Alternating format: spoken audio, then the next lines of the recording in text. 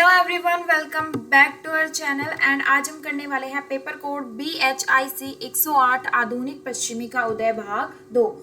BA honours history वाले students के लिए क्लास रहने वाली है। जून सेक्शन के एग्जाम के पॉइंट ऑफ व्यू से ये बहुत ही इंपॉर्टेंट क्लास है, इसलिए सारे पूरी वीडियो को एंड तक ज़रूर देखिएगा। ये सारे ही क्वेश्चन आपके लिए बहुत ही इंपॉर्टेंट रहने वाले हैं।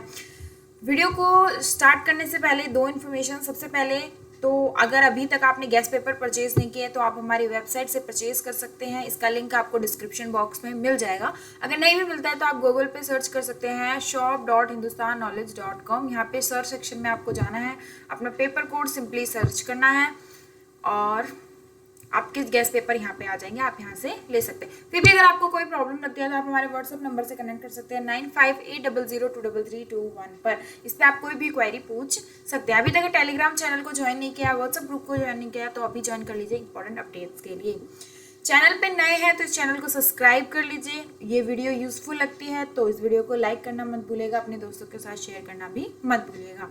स्टार्ट करते हैं video. The very first question is 1649 तक इंग्लैंड में राजा व संसद के बीच संघर्ष की प्रकृति का संक्षिप्त वर्णन कीजिए। यानी हमें इस समय में जो इंग्लैंड के राजा और संसद के बीच संघर्ष चल रहा था उसके बारे में बताना है। जब भी आप अपना क्वेश्चन स्टार्ट करेंगे उसे 3 भाग में डिवाइड करेंगे। पहला इंट्रोडक्शन यानी प्रस्तावना, दूसरा की पॉइंट्स यानी मुख्य बिंदु जो मेन बॉडी होती है, इसमें आप अपने एग्जाम्पल्स भी ऐड कर सकते हैं, और लास्ट में आता है कंक्लूजन यानी निष्कर्ष। ठीक है, इन 3 पार्ट्स को जरूर ऐड कीजिएगा क्योंकि निष्कर्ष और इंट्रोडक्शन यानी प्रस्तावना के बिना आपका क्वेश्चन बिल्कुल अधूरा लगता है, एग्जामिनर उसमें नंबर काट सकता है। ठीक है, तो स्टार्ट करते हैं इंट्रोडक्शन यानी प्रस्तावना से। 17वीं शताब्दी में इंग्लैंड में राजा और संसद के बीच सत्ता को लेकर गंभीर संघर्ष हुआ। यह संघर्ष केवल शासन करने के अधिकार का नहीं था बल्कि कर वसूली, कानून बनाने, धर्म और जनता के अधिकारों से भी जुड़ा था। यानी हम देखते हैं कि 17वीं शताब्दी में राजा और संसद के बीच सत्ता को लेकर संघर्ष चल रहा था। ये सिर्फ हम ये नहीं कहेंगे कि सिर्फ राजनीति या अधिकारों के लिए था, ये कर वसूली या अन्य कानूनों के लिए भी देखने को मिलता है। इस संघर्ष का अंत 1649 में राजा चार्ल्स प्रथम की फांसी के साथ हुआ था। यानी ये खत्म हुआ था राजा की फांसी के साथ। यह घटना विश्व इतिहास में एक महत्वपूर्ण मोड़ मानी जाती है। यानी इस घटना को हम एक बहुत ही महत्वपूर्ण मोड़ मानते हैं। इंट्रोडक्शन खत्म होता है, अब हम बढ़ते हैं मुख्य बिंदु की तरफ। संघर्ष के प्रमुख कारण यानी संघर्ष क्यों होता था, ये उसके मुख्य कारण है। पहला, राजा की दैवीय अधिकार का सिद्धांत। यानी राजा जेम्स प्रथम और उनके पुत्र चार्ल्स प्रथम का मानना था कि राजा को शासन करने का अधिकार सीधे ईश्वर से मिला है।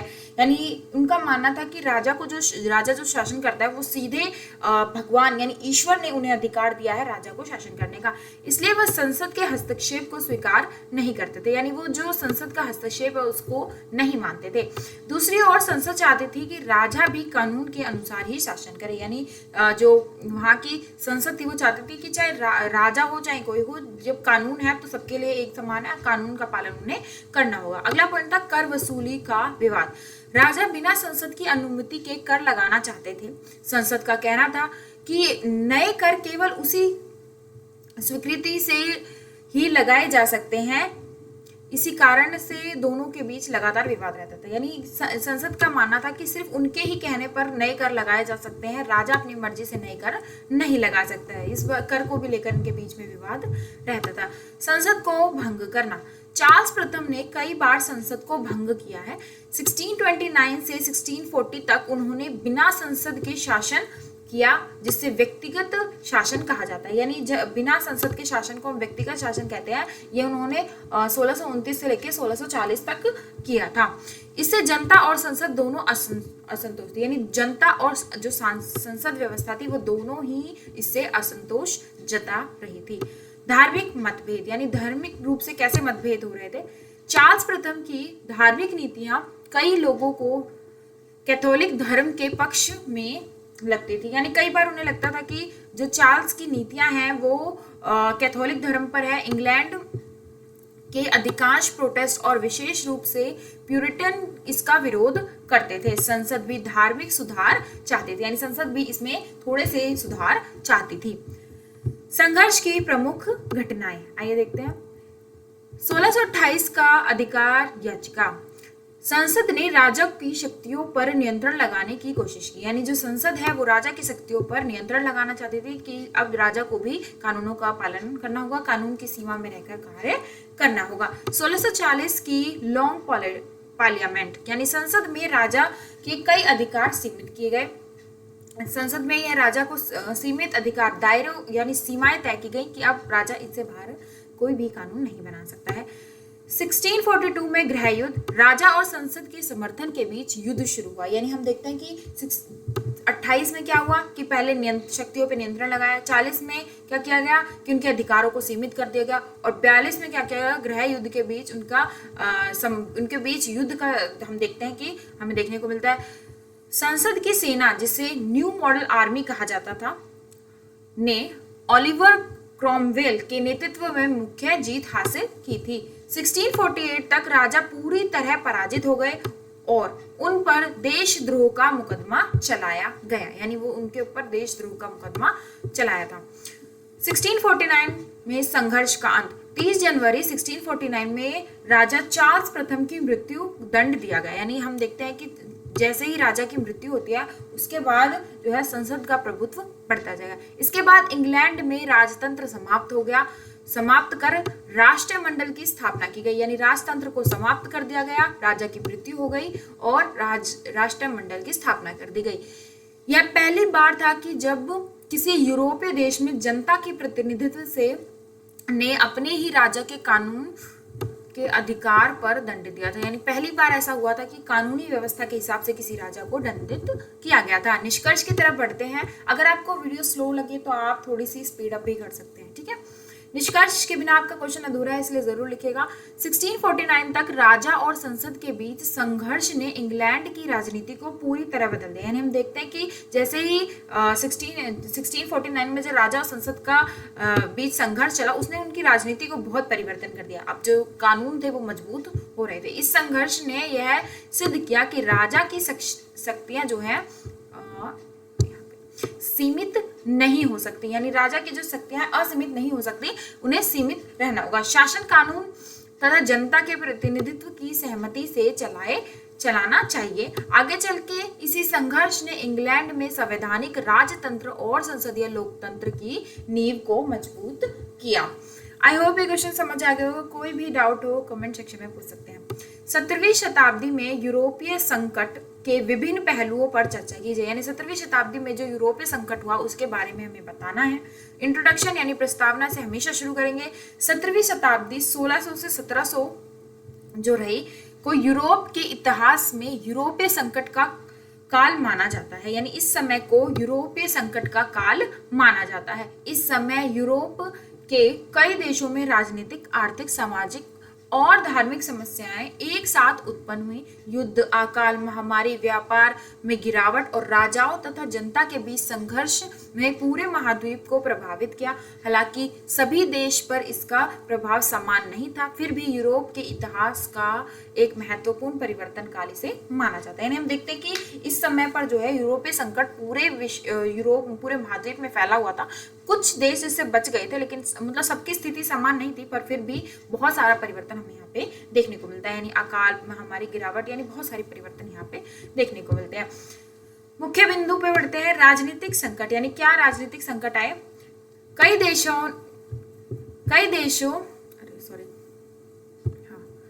देशों ने राजा और संसद या जनता के बीच संघर्ष बढ़ गया। यानी हम देखते हैं कि कई देशों में राजा और संसद के बीच संघर्ष बढ़ गया, जैसे अभी हमने पिछले क्वेश्चन में देखा था। इंग्लैंड में राजा और संसद के बीच गृह युद्ध हो गए, यानी इंग्लैंड का ही अभी हमने क्वेश्चन पढ़ा था, जिसमें हम देखते हैं कि राजा और संसद के बीच गृह युद्ध हो गया और संसद जीत गई, राजा को दंड दिया गया। परिणाम स्वरूप 1649 में राजा चार्ल्स प्रथम को मृत्यु दंड दिया गया। फ्रांस में फ्रॉड विद्रोह हुआ, जिसमें सामंतों और जनता ने राजसत्ता का विरोध किया, यानी जितने भी सामंत थे, जनता थी, उन्होंने उनकी राजसत्ता का विरोध किया। कई राज्यों में शासन व्यवस्था कमजोर हुई और राजनीतिक अस्थिरता बढ़ गई, यानी हमने राजनीतिक संकट ये सारे थे। अब आर्थिक संकट देखते हैं। कृषि उत्पादन में कमी आई और लगातार खराब मौसम के कारण फसलें नष्ट हो गई, यानी फसलें खराब हो गई, कृषि उत्पादन खराब हो गया।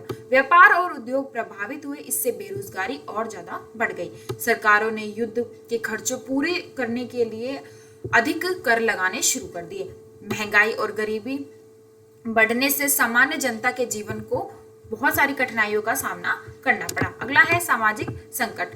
अकाल और महामारी के कारण बड़ी संख्या में लोगों की मृत्यु हो गई। बहुत सारे लोग जो है भुखमरी, अकाल, महामारी के कारण मर गए। ग्रामीण क्षेत्रों में लोग रोजगार की तलाश में शहरों की तरफ जाने लगे, यानी जो भी ग्रामीण क्षेत्र के गांव के लोग थे वो अब रोजगार के लिए बाहर जाने लगे, क्योंकि कृषि तो खराब हो गई थी। अमीर और गरीबी के बीच बहुत आर्थिक असमानता और ज्यादा बढ़ गई, यानी अमीर और अमीर हो गया, गरीब और गरीब हो गया। किसानों और मजदूरों ने अनेक विद्रोह किए, यानी उन्होंने बहुत सारे विद्रोह किए अपने हित के लिए। धार्मिक संकट, यानी क्या क्या हमें धार्मिक संकट देखने को मिले कि कैथोलिक और प्रोटेस्ट समुदाय के बीच संघर्ष हमें देखने को मिला। धार्मिक सहिष्णुता के कारण अनेक युद्ध और हिंसक घटनाएं हुई। धर्म के नाम पर लोगों का उत्पीड़न और पलायन भी हमें देखने को मिला, यानी एक स्थान से दूसरे स्थान पर लोगों को जाना पड़ा। फिर है सैन्य संकट। 30 वर्षीय युद्ध यानी 1618 से लेकर 1648 ने मध्य यूरोप के विशेषकर जर्मनी को भारी नुकसान पहुंचाया। लंबे युद्धों के कारण जनसंख्या, कृषि, व्यापार पर बहुत ज्यादा प्रभाव पड़ा। युद्ध के कारण राज्यों की भारी आर्थिक बोझ पड़ा, यानी राज्यों को बहुत ज्यादा आर्थिक रूप से कमजोर बना दिया युद्धों ने। और इसका परिणाम क्या रहा कि जो सरकार है उन्होंने बहुत ज्यादा कर लगाने शुरू कर दिए। जनसंख्या संकट। युद्ध और महामारी और अकाल के कारण कई क्षेत्रों की जनसंख्या बहुत घट गई, यानी बिल्कुल कम हो गई। श्रमिकों की कमी और उत्पादन प्रभावित हुए, यानी हम देखते हैं कि अब जब काम करने वाले ही नहीं थे तो उससे उत्पादन पे प्रभाव पड़ा। कई गांव उजड़ गए और लोगों का जीवन स्तर गिर गया, यानी हम देखते हैं पूरे बहुत सारे गांव जो है बिल्कुल खत्म हो गए और लोगों का जीवन स्तर बिल्कुल इधर उथल पुथल हो गया। बौद्धिक एवं वैज्ञानिक परिवर्तन। संकट के बावजूद इस काल में वैज्ञानिक सोच का विकास हुआ, यानी हम देखते हैं कितने संकट के बाद भी यहाँ पर वैज्ञानिक सोच का विकास हुआ था। वैज्ञानिकों ने तर्क और प्रयोग पर आधारित ज्ञान को बढ़ावा दिया। इससे आगे चलकर वैज्ञानिक क्रांति और प्रबंधन आंदोलन यानी इनलाइटमेंट की नींव को मजबूत किया गया। अगला है इसके परिणाम क्या रहे, यानी यूरोपीय संकट के परिणाम क्या रहे। कई देशों में मजबूत केंद्रीय राज्यों का विकास हुआ। आधुनिक प्रशासन और स्थायी सेनाओं का निर्माण हुआ, यानी हम देखते हैं कि बहुत केंद्रीय राज्यों की स्थापना की गई और सेनाओं का निर्माण किया गया। व्यापार और उद्योग ने धीरे धीरे सुधार हुए, यानी हम देखते हैं कि धीरे धीरे व्यापार बढ़ने लगा, उद्योग बढ़ने लगा। वैज्ञानिक दृष्टिकोण और आधुनिक राजनीतिक विचारों का विकास भी हमें देखने को यहाँ पर मिलता है। निष्कर्ष की तरफ बढ़ते हैं।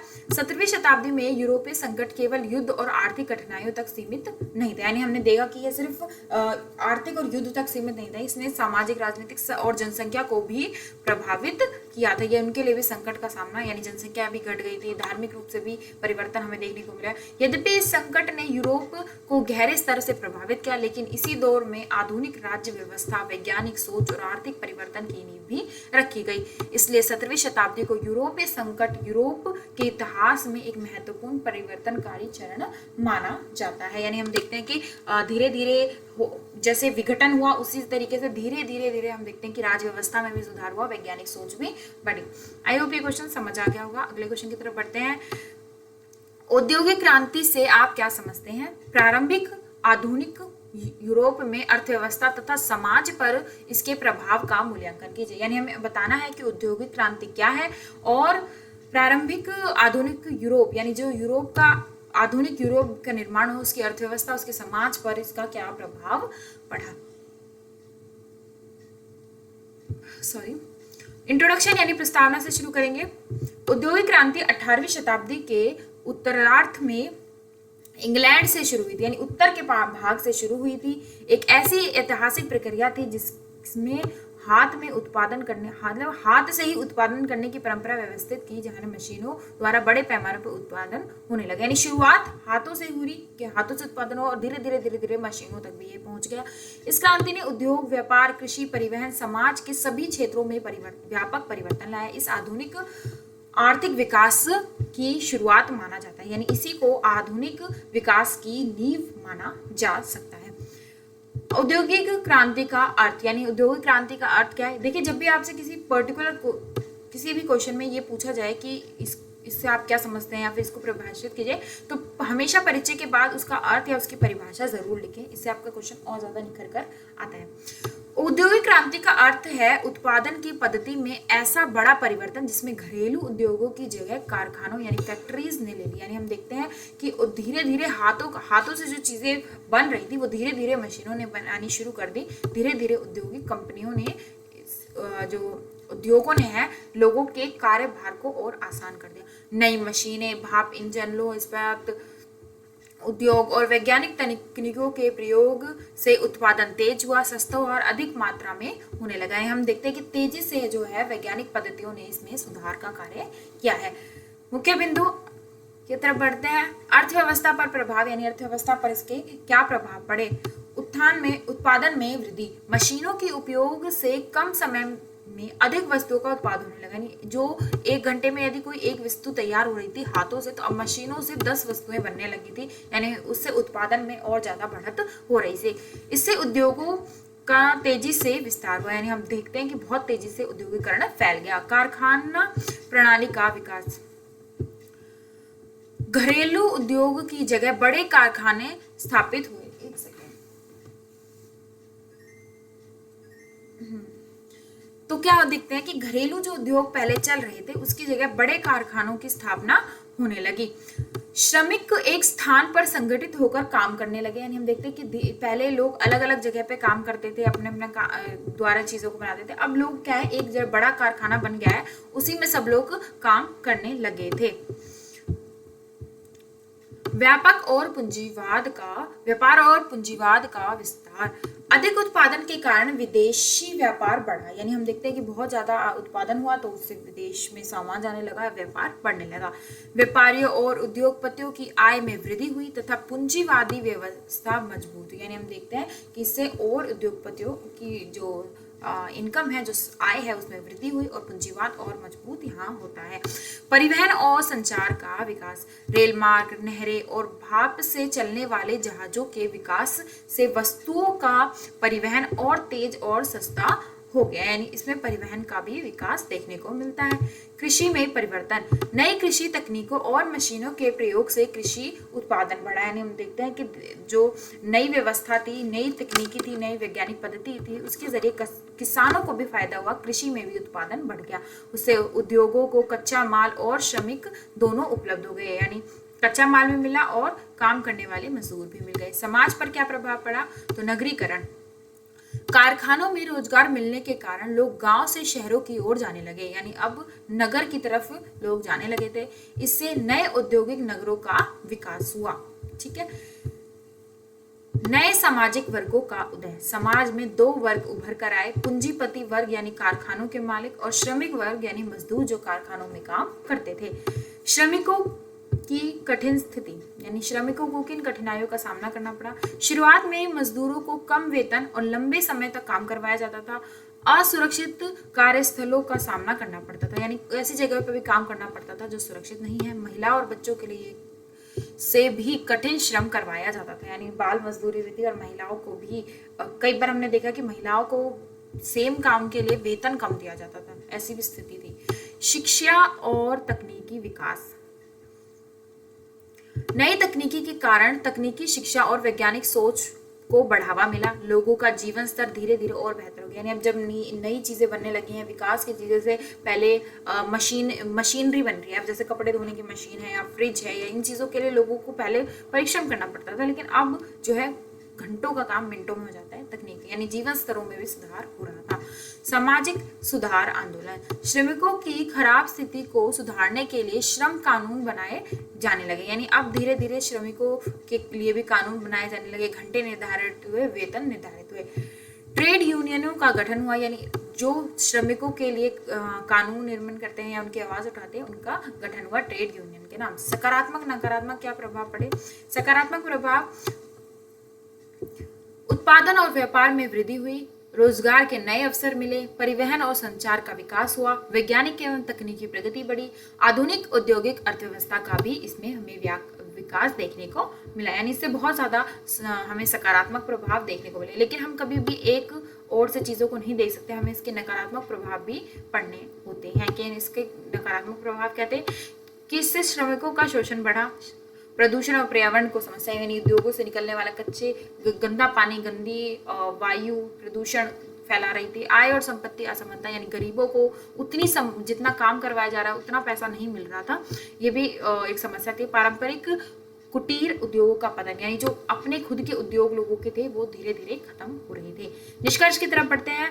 औद्योगिक क्रांति ने प्रारंभिक आधुनिक यूरोप की अर्थव्यवस्था और समाज को पूरी तरह बदल दिया, यानी जैसे जैसे औद्योगिकरण बढ़ा इसने जो लोगों के समाज है, अर्थव्यवस्था है, उसको बहुत ज्यादा बदल दिया।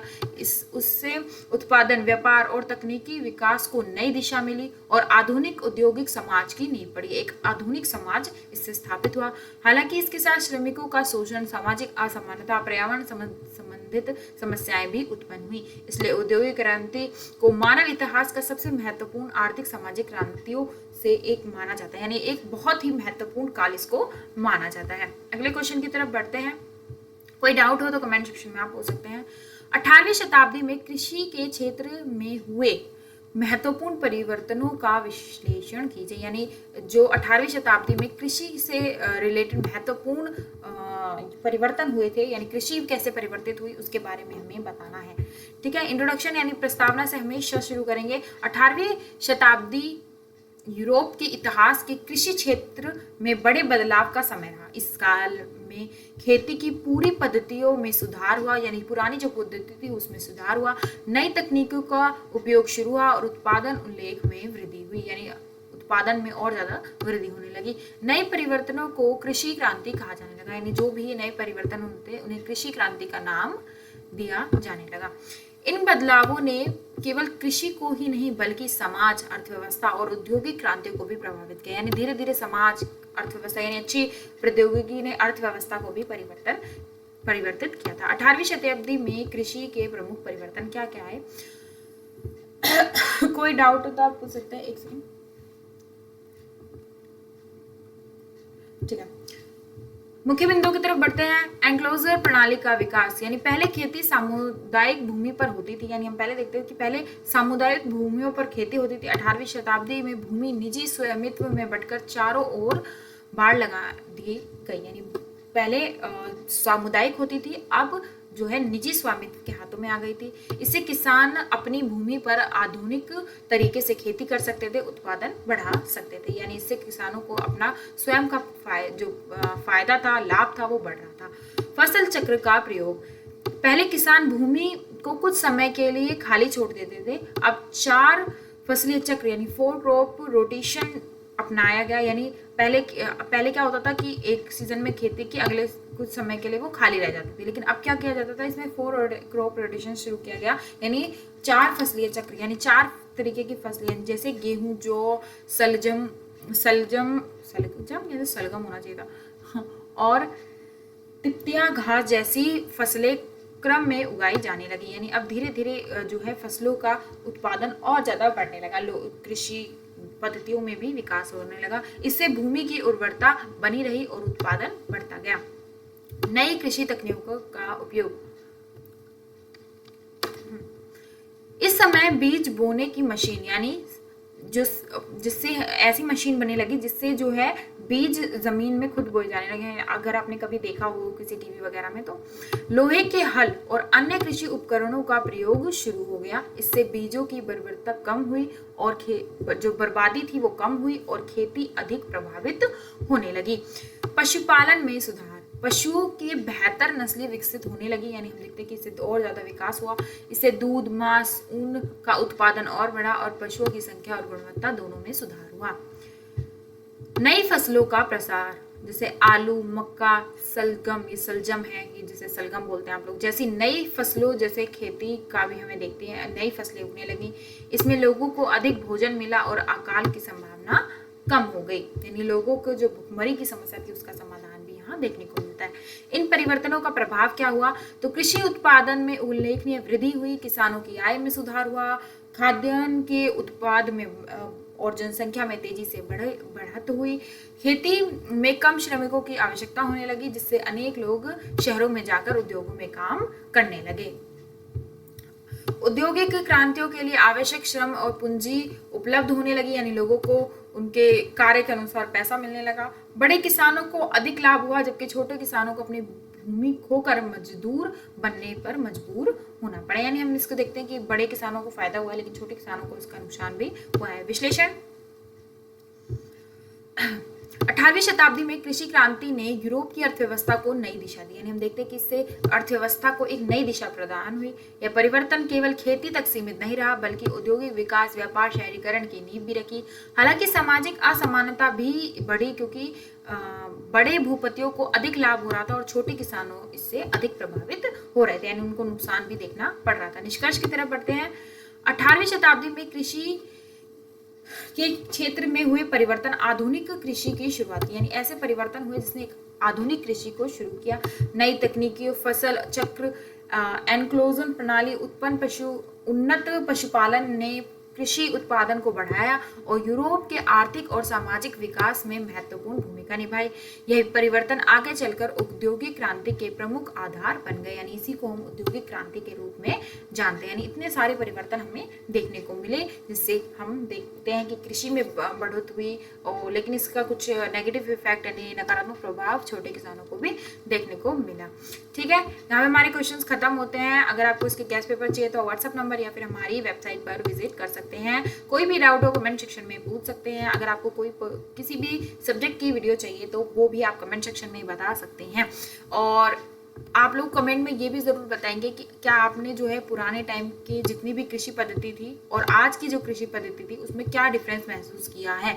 ठीक है, मिलते हैं नेक्स्ट वीडियो में। अपने पेपर को बहुत अच्छे से कीजिएगा, जितना आपको आता है। लिमिटेड वर्ड्स जो आपके एग्जाम पेपर में लिखे होते हैं उसी हिसाब से पेपर कीजिएगा। बेस्ट ऑफ लक, अच्छे से पेपर कीजिएगा। ठीक है, मिलते हैं नेक्स्ट वीडियो में।